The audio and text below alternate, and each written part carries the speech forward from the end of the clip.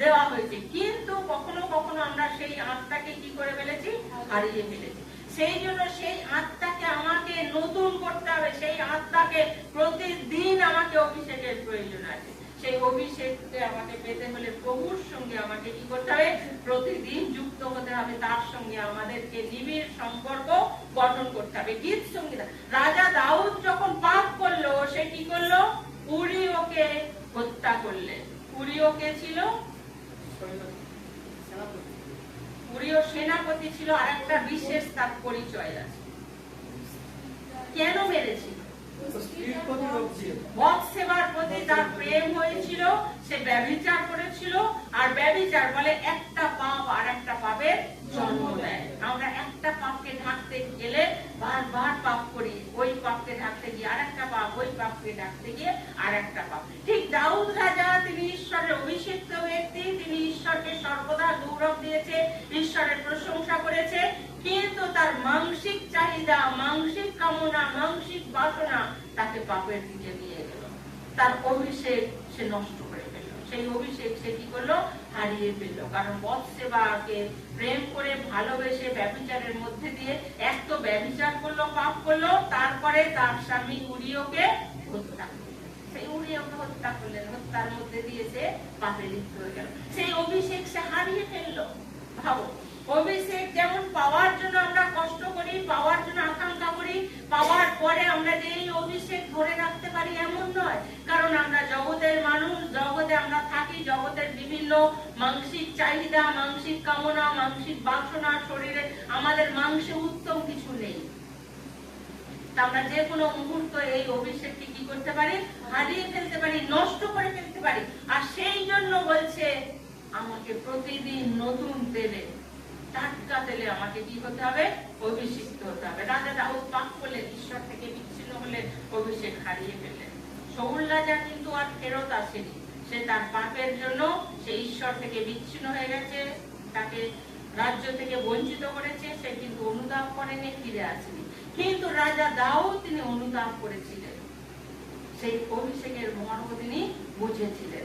আর তার জন্য তার আমরা গীত সংগীতা এখন আর অধ্যায় আমরা 10 থেকে 13 পদ যদি পড়ি, রাজা দাউদ বলছে আমাদের বিশুদ্ধ অন্তঃকরণ সৃষ্টি করো। ঈশ্বরের কাছে প্রার্থনা করছে, অনুনয় করছে, বিনয় করছে, আমার অন্তরের সুস্থির আত্মাকে নূতন করিয়া দাও, তোমার সম্মুখ হইতে আমাকে দূর করিও না, তোমার পবিত্র আত্মাকে আমার হইতে হরণ করিও না, তোমার পরিত্রাণের আনন্দ আমাকে পুনরায় দাও, ইচ্ছুক আত্মা দ্বারা আমাকে করিয়া রাখো। কারণ রাজা দাউদ পাপ করার পরে সে নিজেকে ঈশ্বর থেকে বিচ্ছিন্ন হয়ে গেছিল বলে সে সেটা অনুভব করেছিল।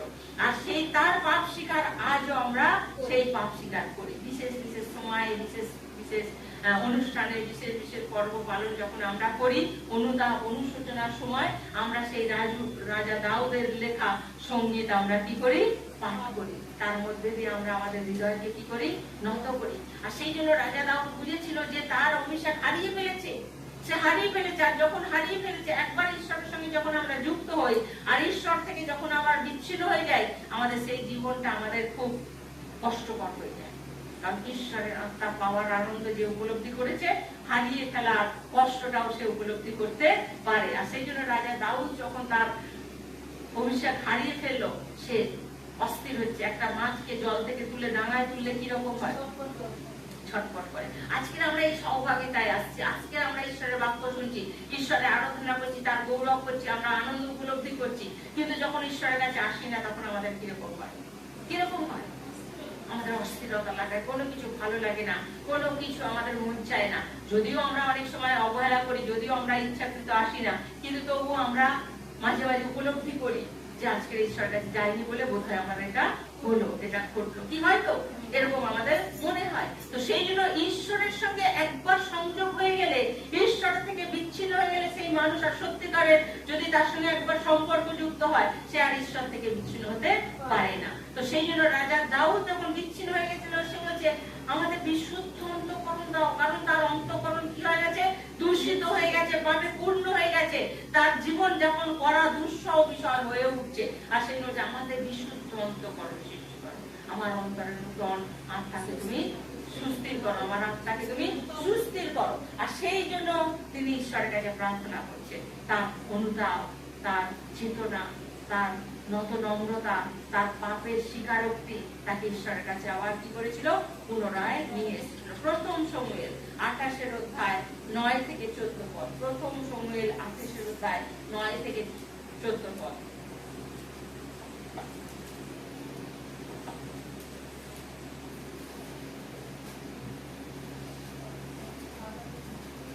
28 অধ্যায় 9 থেকে 16 পদ।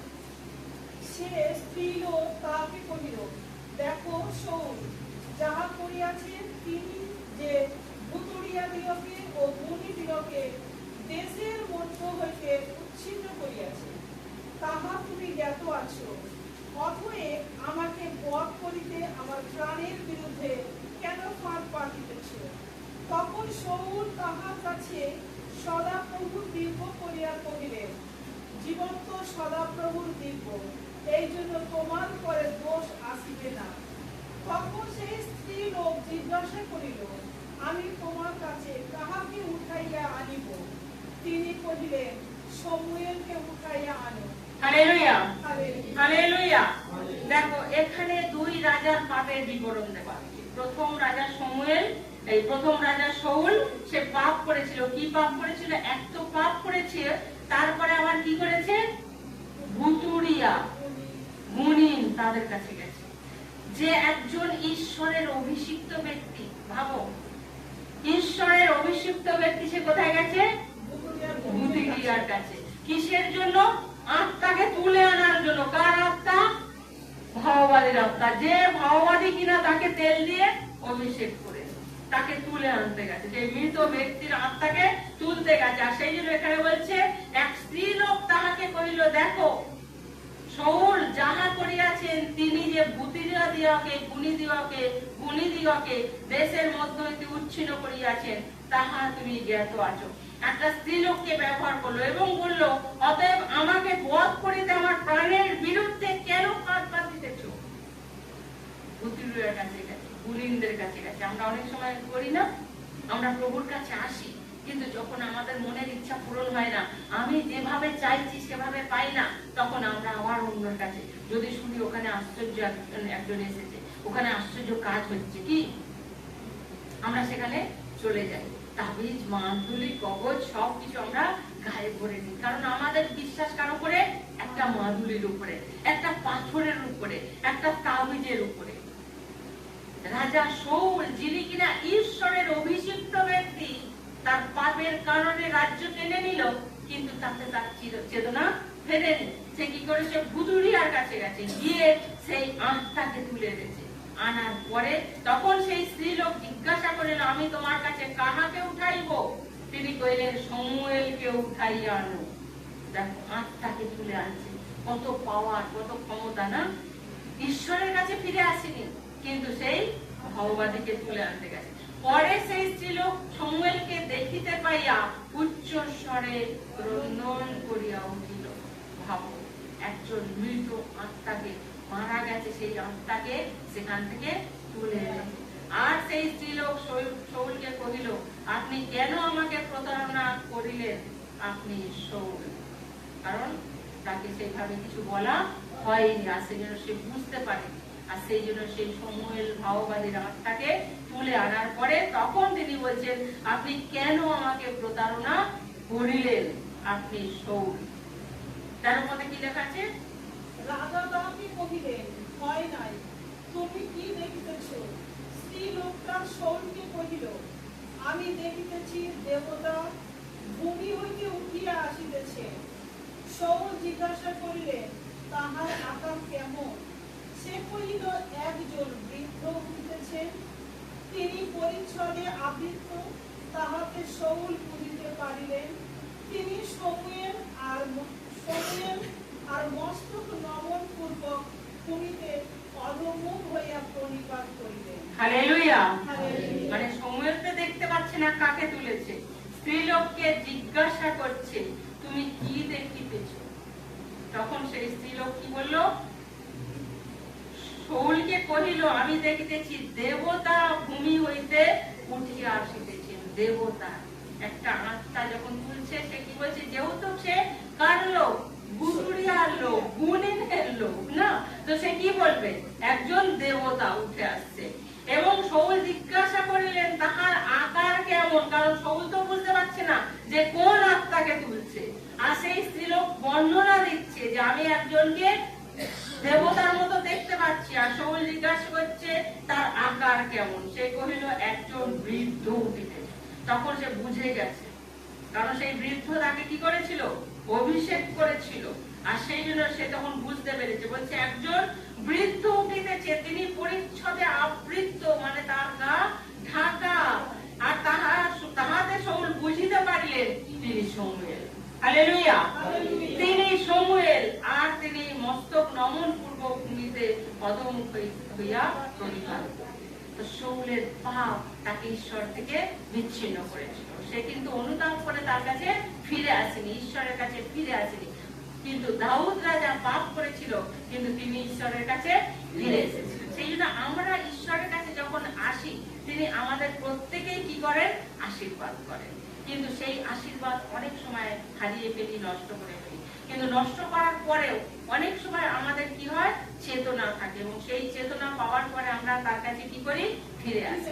আর অনেকে আবার সেই চেতনা ফিরে না পেয়ে তারা আবার সেই মৃত্যুর দিকে, মন্দ পথে ধাবিত হয়। তারা সেই ঈশ্বর থেকে আবার তারা কি করে, হারিয়ে যায়। তো এই হচ্ছে রাজার পাপ, দুই রাজার পাপ। এক রাজা পরিত্রাণ পেয়েছিল, আর এক রাজা কি করেছিল, সে নিজেকে নিজে তরোয়ালের দ্বারা নিজেকে আঘাত করে নিজে মৃত্যুবরণ করেছিল। কারণ তার হিংসা, তার মনের পরিবর্তন হয়নি, তার ঔদ্ধত্য, তার পাপ তাকে ঈশ্বর থেকে কি করেছিল, দূরে নিয়ে গেছিল। দ্বিতীয় শমূয়েল 11 অধ্যায় 13 থেকে আমরা কয়েকটা পদ পড়ি। দ্বিতীয় শমূয়েল 11 অধ্যায় 13 থেকে।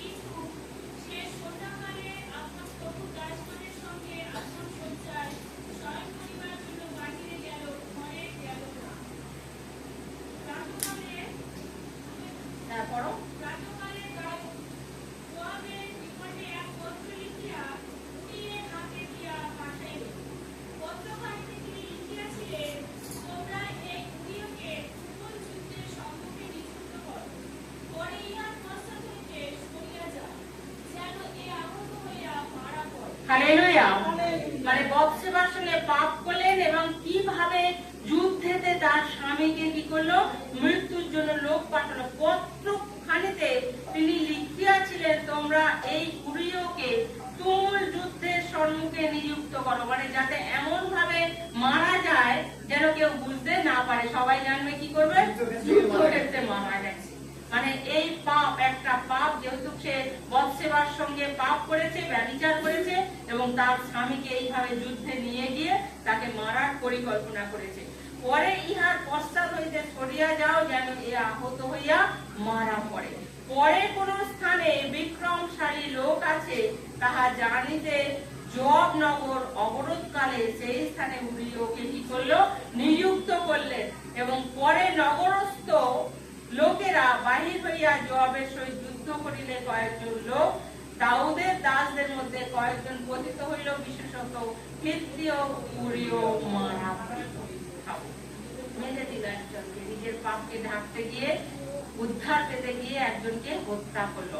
ঈশ্বরের অভিষিক্ত ব্যক্তি, তার মানে অভিষিক্ত বলেন আমি যে আর কোনোদিন পাপ করব না, আমি যে বিপদে যাব না, আমি আর কোন রকম কিছু করতে পারবো না, বা হাজার অন্যায় করলেও এই অভিষেক আমাকে রক্ষা করতে পারবে এমন কিন্তু নয়। তিনি আমাদেরকে রক্ষা করেন, কিন্তু অভিষেক করেন, আমাদেরকে আলাদা করে, তার একটা আশীর্বাদ, আলাদা ব্লেসিং করে, যেটা নিয়ে আমরা ঈশ্বরের পথকে অনুসরণ করতে পারি। কিন্তু কখনো কখনো আমাদের জীবন যুদ্ধে আমরা হেরে যাই, আমাদের মানসিক লালসা কামনার জন্য, মানসিক ইচ্ছাকে পূরণ করার জন্য আমরা অনেক সময় এই অভিষেককে কি করতে পারি, হারিয়ে ফেলতে পারি। সেই জন্য অনেক সময় আমাদের এই অভিষেক আমরা হারিয়ে ফেলি। তো সেই জন্য সেই পাপ থেকে উদ্ধার পাওয়ার জন্য, সেই অভিষেক হারিয়ে ফেলার কারণে আমাদেরকে আবার সেই অভিষেক পাওয়ার জন্য আমাদেরকে প্রস্তুত হতে হয়। সেই অভিষেক আমাদেরকে প্রত্যেক দিন দিন প্রতিদিন আমাদেরকে সেই অভিষেককে পাওয়ার জন্য নিজেদেরকে প্রস্তুত রাখতে হবে। উপদেশক উপদেশক তার 10 অধ্যায় 1 পদে, উপদেশক তার 10 অধ্যায় 1 পদ।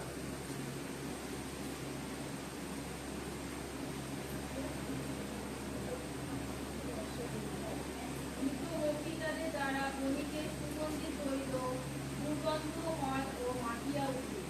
প্রজ্ঞা ও সম্মান অপেক্ষা যৎকিঞ্চিৎ অজ্ঞানতা দুর্ভাগ। হালেলুয়া। হালেলুয়া। এখানে রাজা সলোমন বলছে মৃত মক্ষিকাদের দ্বারা বণিকের সুগন্ধি তৈল দুর্গন্ধ হয় মাটিয়া ওঠে। মৃত মক্ষিকা মানে মরা মাছি, মরা মাছি, মরা মাছি দ্বারা বণিকের সুগন্ধি তৈল। এই মরা মাছির অর্থ হচ্ছে আমাদের দুর্গন্ধময় পাপ, পাপকে চিহ্নিত করে মরা মাছি। কারণ মরা মাছি যদি সুগন্ধি দ্রব্যের উপরে পড়ে তাহলে সেই সুগন্ধি দ্রব্য কি হয়ে যায়?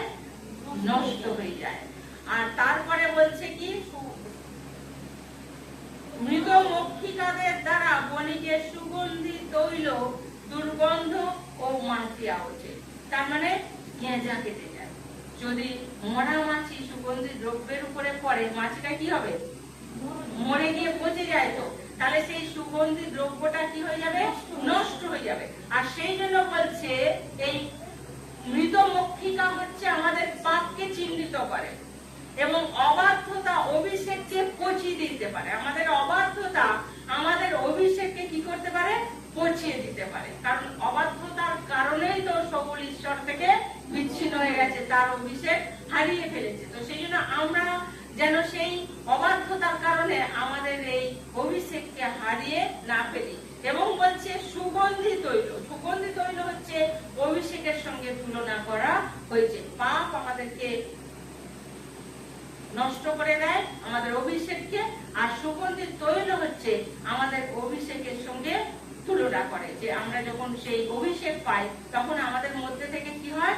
সুগন্ধি প্রকাশ হয়। সুগন্ধি তেল যেমন আমাদের কাছে কি করে? গন্ধ ছড়ায়। তো তার একটা সুবাস থাকে। তো সেই জন্য আমরা যখন অভিষেক প্রাপ্ত হই, অভিষেক যখন পাই, তখন আমাদের জীবন দ্বারা কি প্রকাশ হয়? সুগন্ধ প্রকাশ হয়। আমাদের মধ্যে দিয়ে ভালো কিছু প্রকাশিত হয়। কারণ আমরা ঈশ্বরের তখন কি হয়ে যায়? আশীর্বাদ প্রাপ্ত সন্তান। ঈশ্বরের আশীর্বাদ নিয়ে আমাদেরকে জগতে প্রেরণ করে। আমরা লোকের কাছে কি দুর্গন্ধ দিতে বেরোয় নাকি সুগন্ধ দিতে? তো যখন অভিষেক করে তখন আমরা যখন মানুষের কাছে যাই তখন মানুষ আমাদের কাছ থেকে কি পায়? আশীর্বাদ পায়। আমাদের কাছ থেকে তারা জীবনে একটা আশ্বাস পায়। আমাদের কাছ থেকে তারা তাদের জীবনের একটা নতুন অধ্যায় শুরু করতে পারে। তো সেই জন্য আমরা যেন সেই মৃত মক্ষিকা মানে মৃত মাছির মতো যেন না হই, আমরা পরিবেশকে যেন দূষিত না করি, আমরা আমাদের অভিষেককে যেন নষ্ট করে না ফেলি। কিন্তু এই অভিষেকের তেল দ্বারা যখন আমরা অভিষিক্ত হই যেন আমরা একে অন্যের জীবনে কি আনতে পারি? সুগন্ধি, সেই তেলের সুগন্ধ আনতে পারি। তো সেই জন্য আমরা আমাদের অভিষেক আমরা যখন হারিয়ে ফেলি তখন আমরা সেই মৃত মক্ষিকাদের জায়গায় আমরা পৌঁছে যাই। কিন্তু যখন এই অভিষেক নিয়ে যখন আমরা তার রাজ্যে আমরা বিস্তার করতে যাই, তার কাজকে আমরা এগিয়ে নিয়ে যেতে চাই, তখন তিনি আমাদেরকে কি করেন? আশীর্বাদ যুক্ত করেন। কারণ এই সুগন্ধি তেল, তার মানে আমি কি চাই যে আমি নতুন তেলে অভিষিক্ত হই? আমি কি চাই যে নতুন তেলে আমি আশীর্বাদ প্রাপ্ত হই, নতুন তেলে আমি নতুন করে উঠি? কারণ আমাদের জীবনে নতুন হওয়ার প্রয়োজন আছে। আমাদের পুরনো জীবনকে নিয়ে আমরা নতুন কিছু করতে পারি না। তাই বলছে তোমরা আমাকে পরিধান করো। এই পরিধান করার অর্থ হচ্ছে তার সেই সুগন্ধি তৈল যখন আমাদের উপরে অভিষেক করে তখন আমরা একটা নতুন বস্ত্র পরিধান, তার মানে ধার্মিকতার বস্ত্র তিনি আমাদেরকে পরিয়ে দেন। আর সেই ধার্মিকতার বস্ত্র যখন আমরা পরি তখন আমাদের জীবন থেকে কি প্রবাহিত হয়? তার সেই জীবন জলের অণুই আমাদের কাছ থেকে প্রবাহিত হয়। কারণ সেই জীবন জলটা কি? জীবন জলটা কি? পবিত্র আত্মা। পবিত্র আত্মা। যখন সেই পবিত্র আত্মা আমাদের জীবনে আসে আমরা জীবন জল পাই। জীবন জল হচ্ছে পবিত্র আত্মার চিহ্ন। তা সেই জন্য সেই নতুন তেল, নতুন অভিষেক, নতুন আশীর্বাদ পেতে গেলে আমাকে প্রতিদিন তার কাছে আসতে হবে, তার কাছে আমাদেরকে চাইতে হবে। তা আমি কি চাই যে এই নতুন তেল, নতুন অভিষেক পেয়ে তার সেবা করতে, নাকি নতুন তেল, নতুন অভিষেক পেয়ে আবার আমরা পাপের রাজ্যে ফিরে যাব, পাপের রাজ্যে ডুবে যাব? কোনটা চাই? ঘুমাচ্ছি কি সবাই? জেগে আছি? ঘুমিয়ে যাচ্ছে, চোখ বন্ধ হয়ে যাচ্ছে, কয়েকজনের চোখ দেখছি বন্ধ হয়ে যাচ্ছে, ঢুলু ঢুলু। তো সেই জন্য আমরা কি চাই এই অভিষেক নিয়ে ঈশ্বরের সেবা করতে, তার রাজ্য বিস্তার করতে? তাহলে অভিষেক পাওয়ার জন্য তাকে কি করতে হবে? চাইতে হবে, প্রভু আমি তোমার অভিষেক পেতে চাই, নতুন তেলে আমাকে অভিষিক্ত করো, যেন আমি তোমার নতুন করে তোমার সেবা করতে পারি, নতুন করে তোমার রাজ্য বিস্তারের জন্য আমি যেন তোমার হাতে ব্যবহৃত হতে পারি। নিজেকে উজাড় করে তার হাতে কি করতে হবে? তুলে ধরতে হবে, কারণ তিনি আমাকে টাটকা তেলে টাটকা করে তুলবে। যেমন শাউল রাজার উপরে সবলে আত্মা নেমে এসেছিল, সে ভাবুক্তি প্রচার করেছিল, সে নতুন একটা মানুষে পরিণত হয়েছিল। ঠিক দাউদের জীবনে অভিষেক নেমে এসেছিল, সেই রাখাল থেকে সে কি হয়েছিল? রাজা হয়েছিল। আজকে আমার আপনার সেই অভিষেক যদি আসে, আমার জীবন মুহূর্তের মধ্যে কি হতে পারে? বদলে যেতে পারে। তাই প্রভুকে আমরা বলি, প্রভু আজ আমি চাই তোমার সেই নতুন তেলে তুমি আমাকে কি করো? অভিষিক্ত করো, নতুন তেলে আমাকে আশীর্বাদ যুক্ত করো, নতুন তেলে তুমি আমাকে অভিষেক করো, যেন আমি অভিষিক্ত হতে পারি। আর আমি যেন যে মানুষটা আছে সেই মানুষটা নয়, যেন আমি একটা নতুন মানুষে পরিণত হতে পারি। তাই প্রভু ধন্যবাদ হোক, তিনি আমাদেরকে আশীর্বাদ করুক। আমরা আবারও তার সান্নিধ্যে আসবো, আবারও নিজেরা তার কাছে নত হব, নম্র হব, তার কাছ থেকে চাইবো। কারণ প্রভু বলছেন তুমি চাও আমি তোমাকে দেব। তিনি বলছেন জগতের পিতা মাতা যদি তোমাদেরকে, তোমরা যা চাও তাই দিতে পারে, আমি স্বর্গীয় পিতা, তাহলে তোমরা কি আমার কাছে পবিত্র আত্মা চাইলে পাবে না? তাহলে আমি দিতে চাই। তাই তিনি দিতে চান, আমাকে কি করতে হবে? নিতে হবে। তিনি দেওয়ার জন্য দুহাত বাড়িয়ে রেখেছে, আমাকে শুধু নিতে হবে। নেওয়ার জন্য আমাকে নিজেকে লুকাতে হবে, আর প্রভুর কাছে নিজেকে তুলে ধরতে হবে, যেন প্রভু তার আত্মায় আমাকে অভিষিক্ত করে। তাই প্রভু ধন্যবাদ হোক, আশীর্বাদ করুক। আমরা উঠে দাঁড়াই, আমরা একেবারে অন্তঃকরণ দিয়ে নিজেকে বিলীন করে দেব প্রভুর কাছে। নিজের শক্তি দিয়ে নয়, নিজের বুদ্ধি দিয়ে নয়, নিজের পরাক্রম দ্বারা নয়, কিন্তু ঈশ্বরের বাক্য বলে ঈশ্বরের আত্মার দ্বারা আমরা অভিষিক্ত